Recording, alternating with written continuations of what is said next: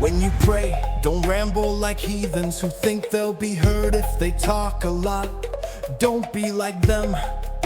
Your Father knows what you need before you ask Him. This is how you should pray. Our Father in heaven, let your name be kept holy. Let your kingdom come, let your will be done on earth as it is done in heaven. Give us our daily bread today. Forgive us as we forgive others.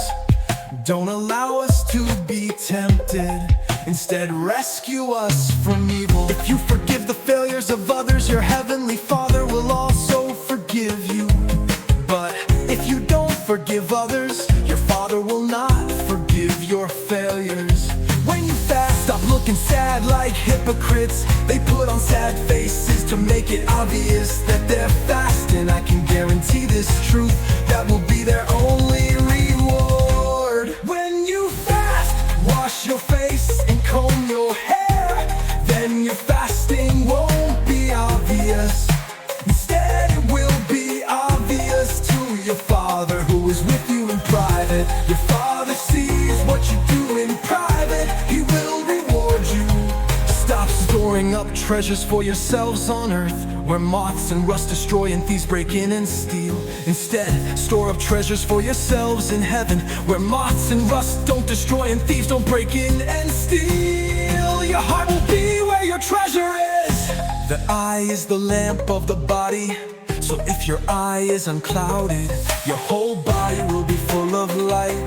But if your eye is evil, your whole body will be full of darkness. If the light in you is darkness, how dark it will be. No one can serve two masters. He will hate the first master and love the second, or he will be devoted to the first and despise the second. You cannot serve God and wealth. So I tell you to stop worrying about what you will eat, drink, or wear. Isn't life more than food, and the body more than clothes? Look at the birds.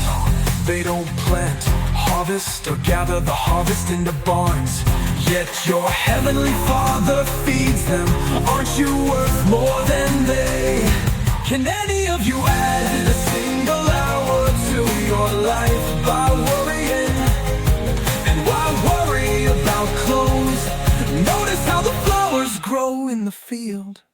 They never work or spin yarn for clothes. But I say that not even Solomon in all his majesty was dressed like one of these flowers. That's the way God clothes the grass in the field. Today it's alive, and tomorrow it's thrown into an incinerator. So how much more will it clothe you? People who have so little faith. Don't ever worry and say, what are we going to eat? Or what are we gonna drink? Or what are we gonna wear?